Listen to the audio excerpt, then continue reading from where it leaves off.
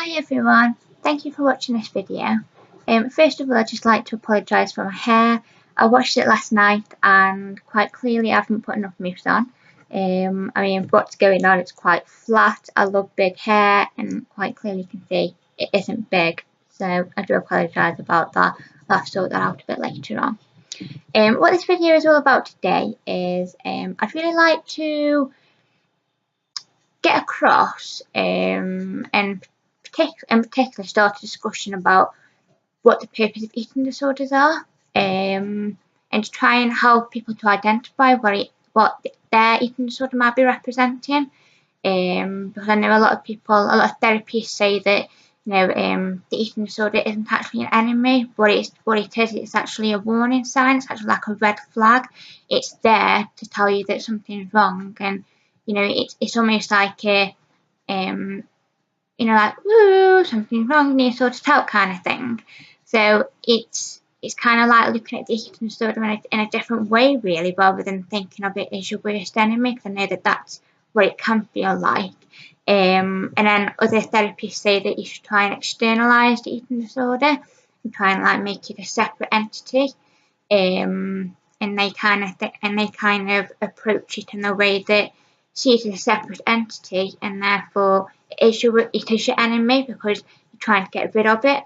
So different therapists have different approaches, really, and I guess that's where the individual person-centered approach needs to come into play with the different types of therapies that can be used to treat eating disorders. But I don't want to go into too much discussion about that. But what I kind of wanted to do is, I went for a walk earlier on and I was kind of thinking, what is the purpose of an eating disorder? And for so many different people, it can be so many different things. Like for one person, it could be one thing, for another person, it could be another. Even though within an eating disorder, there are very similar traits with each case, it's because that individual is an individual. That means that the eating disorder is therefore individualised also. So I've kind of just jotted down a few points, really. I've tried to remember what came into my head when I was going for a walk earlier on, and I think I've got everything down. But it's when it's hard to try and remember things. So here are just a few key points, really. And what this video is all about is I kind of wanted it to be used for individuals who may be suffering from an eating disorder at the moment, people who are on the recovery stage, and also maybe family and friends of people who are going through eating disorders at the moment, and even people who are working with people who've got eating disorders. Just try and create an awareness of something they might not have thought about, that they can bring to the therapy, maybe perhaps. So here's what I've written down anyway. So one of the purposes may be to ward people off. And I would just like to say, actually, before I start making these suggestions, what I say actually might be quite upsetting, and it might be trick points in this video. So please do think about whether you should be watching this video, just because it might bring up a few painful experiences for you. I think that's really important that I say that before I actually mention any of these points, just because it might trigger a few things, and that's definitely what I don't want to do. I just kind of want to give some support and advice, and just to help you to unravel your journey, really, and help you to unravel the pieces of the puzzle so that you can get rid of your eating disorder. So warding people off, and this could be in particular with those cases where potentially sexual abuse has happened or sexual harassment in any way. It's warding people off. So if you have an eating disorder and you present in a certain way, or your appearance is a certain form, people may not, I need to be careful on how I say this, people may not see you as a target, and I know that sounds really awful, but for some people that is the case. You know, they start suffering from an eating disorder because they may have experienced some sort of abuse in the past, and they kind of want to protect themselves against that happening again. So they kind of, the eating disorder for them is almost like a protective layer, almost like a shield against other people who may do that. I don't know whether I've, you know, said that right, or, but that's one of the purposes that an eating disorder may have. It may also be the fact as well that it could be warding people off, because it's kind of like if you present in a way that almost like emotionless, people won't target you. And I'm talking about like bullying in a way. You know, if you're presented with a aren't too fussed kind of appearance, which if you have an eating disorder, you are very emotionless and you kind of just zone out and you're just in an eating disorder world, and it's like you just kind of don't see anyone else around you. It's almost like you're just in a bubble, and it's like you can't see the world out there, and therefore almost like no one can see you. So that could be another purpose. Also another thing that the eating disorder could be doing is, again, for victims of some sort of abuse, particularly sexual abuse, it could be, obviously an eating disorder is you're not taking food in, therefore you're rejecting it, and you have the power to say no to food, and you have the control to reject that food. And in such cases where victims of sexual abuse haven't been able to have that power, it's almost like the eating disorder is being able to give them that power and that control to reject something and to not have something forced upon them. Another purpose is, it's a very harsh world out there, and so if you have an eating disorder, you can almost zone out of the world, like I've just mentioned. You can zone into another world, which is the eating disorder world. For example, and I recognised this the other day actually when I was walking down the street, I just completely zoned out. I wasn't even aware of the car going by or people walking past me or the weather at all. I was looking down at the floor and I was walking, and I just completely went. I don't know, you know, I just kind of zoned out. And particularly with people who have low self-esteem or, you know, are very self-conscious and very anxious, it's almost like if you can't see everyone else, therefore no one else can see you, or at least that's your perception. So that's another purpose. Another purpose may be for, I'm talking particularly about teenagers into adult years now. Such people might be missing their childhood. If they had a really great childhood and something's happened, the eating disorder could be a way of trying to go back into the childhood stages, and that can be presented by, you know, the thinness or the appearance. And in particular with this is more so the physical side of things, which I just want to point out, eating disorders aren't just about physical, the physical body or, you know, the physical appearance. I think that's really important to make sure that I highlight that. But for this, it's more so to do with that. And also as well, like, people don't want to grow up. Because it's a whole different world when you're an adult. You know, your body changes during puberty. You know, your body just change, and for women, you know, your hips broaden out, you get boobs, you know, and males as well. Well, I'm not quite sure what happens to males, but if you're a male, then I'm sure you'll know yourself. But yeah, so it's like you don't want to grow up because, it's a very different world and potentially more harsher world as you grow up as well. And as a child, you have nothing to worry about. You're almost, your parents are there for you. In a lot of cases, you've got people who are looking after you, and you don't have to have any responsibilities. And as you grow up, you do have to have those responsibilities. You've got bills to pay, you have to look after other people, you've got a lot more anxieties and stress in adulthood. And a lot of people just kind of want to be Peter Pan and just don't want to grow up at all.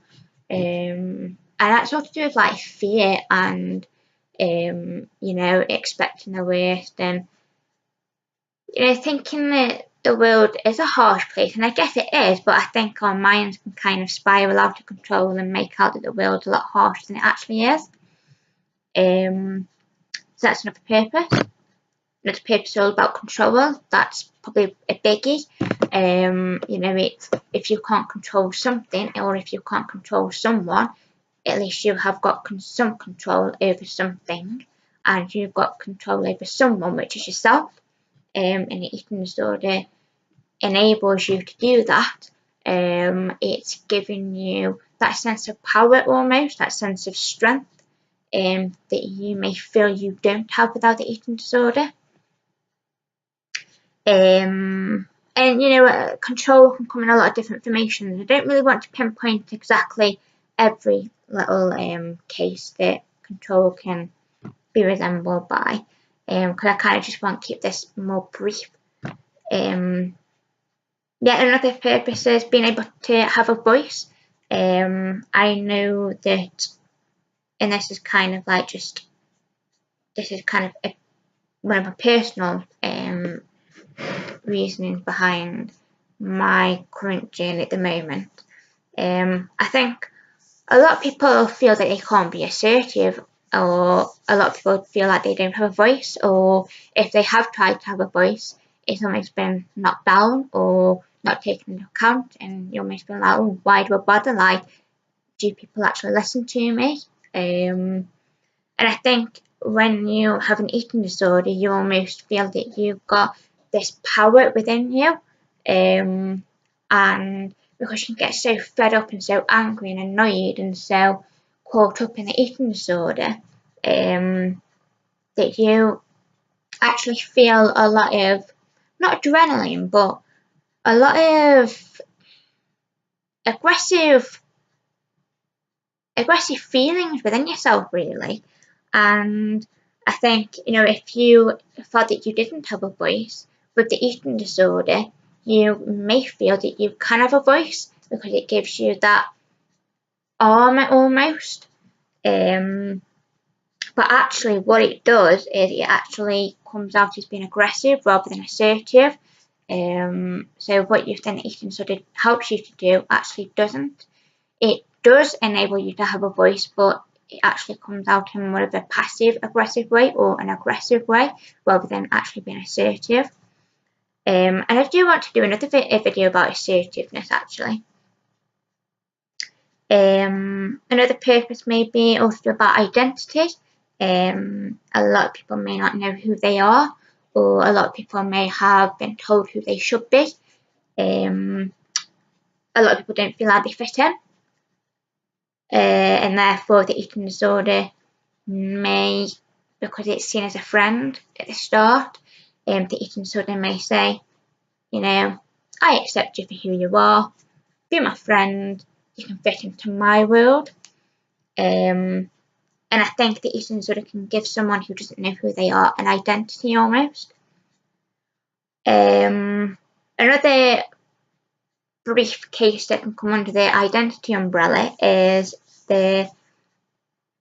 some people don't want to be who they are, and I can kind of dip into sexuality here in a way, because in particular when a child transitions into teenage years, puberty, that's a large portion of young children, teenagers during puberty, because their body changes, their emotions change, they may start questioning their self-identity, they may start questioning their sexuality, And I think, you know, a lot of young people do start experiencing, attraction to same sex, or they may start feeling that they're not in the right body, or, you know, that kind of thing.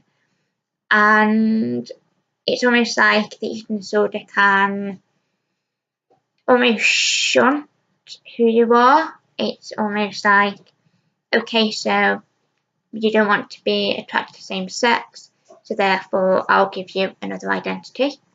Or it could also be that the eating disorder says that, you know, if you follow my way of living, then more people will find you attractive.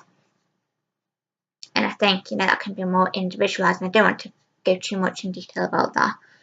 But yeah, so that's identity. Another purpose is the eating disorder can make you feel almost warrior-like. And I do want to explain a bit more about that. If you have an eating disorder, you may be able to resonate with this, but when you have an eating disorder, it's almost like you've been taken over. It's almost like you've got this almighty power, this almighty fire within you, and it kind of raises you up, and you feel so strong and powerful and invincible and indestructible. And I know for a lot of people, and I include myself in this, particularly when I went to the eating disorder before, having an eating disorder almost does feel like you're possessed. And I know that sounds awful, but it does. It's almost like you feel like you've been taken over, and you've got a greater power that's residing within you, and it gives you that feeling of almost being warrior-like and really strong and powerful and invincible. And therefore the eating disorder acts as an armour around you, like a protective shield around you. And I know for me, I struggle to reduce the amount of exercise that I do now, because I've got to a point where I'm doing so much exercise that I've built my stamina up to a certain level, and I've built my fitness levels up to a certain level, and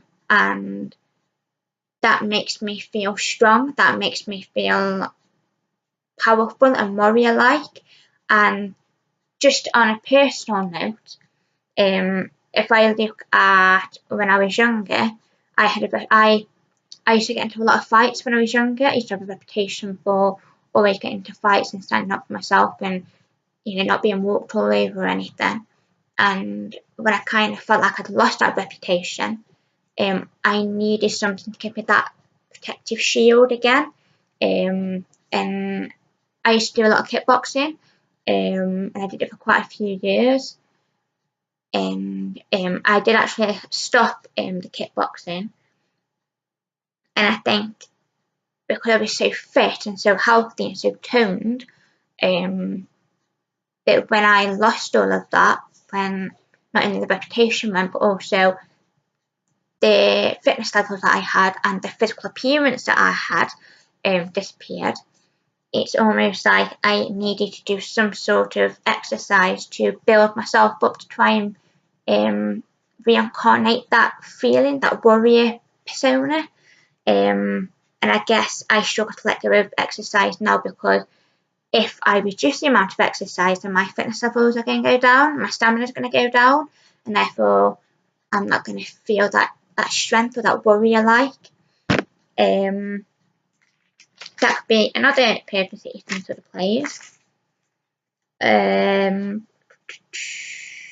purpose is, and this is talking about sensitive souls, sensitive beings. You know, if you're a really sensitive person, sensitive being, then, you know, like I said before, you may not like this world. You may not want to be in this world because you don't agree with the drama, the negativity. You know, people fight, just want to be at peace and harmony, and you question, like, why can't everyone just get along and be friends, and because we're all one, you know. And the eating disorder is almost like a slow burner. It's you're trying to scramble out of your body, you're trying to, like, claw your way out of your body. And the eating disorder is kind of like a step ladder to do that, in a way. And also the eating disorder helps you to disappear, because like I've mentioned before, you zone out mentally, you zone out emotionally, and physically you can disappear as well, because it's, for the eating disorder it can make you thinner, therefore physically you feel like you're shrinking, therefore you're disappearing, and you're almost like shrinking into non-existence. And this is particularly relevant for potentially people who have experienced a lot of violence, or who may literally just don't want to be the centre of attention, or they've been bullied, or they just want to literally just disappear. So there are a few things that may just start ticking a few things in your head, in particular for those, if you're suffering from eating disorders and you aren't quite sure why the eating disorder is here or what part it plays. Hopefully this video may have given you a few clues as to what areas in your life you can look at to see where the eating disorder is trying to hold that purpose. And for those of you who may be on the recovery stage at the moment, hopefully this video may have highlighted a few things to enable you to prevent eating disorder from coming back once it goes. And I think this is quite important, and I will just mention this. A piece of work I've done in the past is all to do with inner child, and it's all to do with when the eating disorder goes. It's being aware of the signs and symptoms if it ever comes back. And I'm not saying that eating disorders do come back. A lot of people, they get rid of an eating disorder and they literally get rid of the eating disorder, and that's the end of it. For some people, you may have to manage the eating disorder. For some people, you may experience they gotten rid of the eating disorder and then it comes back, gotten rid of the eating disorder and then it comes back. So it's completely different for everyone. And I do fully believe that eating disorders can be gotten rid of, and they can be gotten rid of completely and they won't come back. I fully believe in that. And I believe that this time, once I get rid of this eating disorder, I know that it won't ever come back. I truly believe that. But yeah, so the piece of work that I did was also with inner child, and it was looking at, the purpose that the eating disorder may play, and if something happens in the future, it's and the eating disorder is like, oh, I could chip in, I could make an appearance and get back into Leanne's life, and actually it's about putting something else in place, an alternative, a more healthier alternative to fill that hole, that gap, before the eating disorder fills that gap. It's almost like a plug. So you plug whatever's happened, or you plug that emptiness before the eating disorder plugs into it. And therefore, the piece of work that I did was all about inner child, and I view my inner child as being a warrior, and I learnt that back to my childhood because, as I've mentioned, I had a reputation for always getting into a lot of fights, and I was very mischievous as a young child, and I didn't really care about what anyone else thought about me, or I was very at one and at peace with myself, as a lot of children are. But I always see my inner child as very warrior-like and very masculine. And I think because for me, I have awakened now, and I sometimes feel that I can dip too much into my feminine energy, or because I don't like conflict anymore, and I don't like violence or confrontation. It's almost like sometimes I feel that I'm not strong, and I feel like sometimes I can be very sensitive and very vulnerable, and therefore, whenever I feel like that and something happens in my life, potentially the eating disorder could come in then, and so it's looking at, hold on a minute, my warrior inner child can actually make an appearance before the eating disorder does that, and therefore I've got me who I am now as the sensitive soul and also my inner child who is the warrior, and together you've got a synergy there. It's almost like seeing this as a feminine and masculine energies coming together and creating that whole complete oneness. And what you kind of want to do is, to start off with, you kind of want to see your inner child being separate from you and walking side by side. So you visualize your footsteps and then you visualize your inner child footsteps walking alongside you. And whenever you struggle, you feel safe because you know you've got that warrior, that inner child with you. So therefore you've got both energies that you need to be complete. Therefore you don't need the eating disorder to make you complete, or you don't need that eating disorder to plug into something. And then eventually what you want to do is take it to the next step where your inner child footsteps are on top of yours. So you know, like when you've got children and you lift them up onto your feet and you do that where you walk with them on your feet. It's almost like you want to do that with your inner child. So therefore you're merging your inner child within you. And then eventually you do actually want to merge your inner child within you. So it's your inner child isn't separate, it's actually within you, and therefore that could be the resolution to ensure that the eating just doesn't come back, if that makes sense. But any of you who want to question me about anything, or want a bit more information, or want to have more of my thoughts on these things, then I'll put my email address in the little box thing. But yeah, so hopefully this video has provided a little bit of an insight. And like I said, I hope it hasn't triggered anything for anyone. That's not what I wanted. More than anything, I just wanted to help and provide that support, because I know that it is a very lonely journey. It can feel like a very lonely journey. And I'm kind of reaching out, and I kind of want to create discussions and get your thoughts on, you know, what eating disorders are all about and how we can get rid of them. And I kind of want to just find allies, other people who are going through it, other people who have recovered, to help me as well, because I'm on a similar journey, and I kind of want to ask for help and support as well. So yeah, so I hope you enjoyed the video and found it useful in some ways. So yeah, thank you.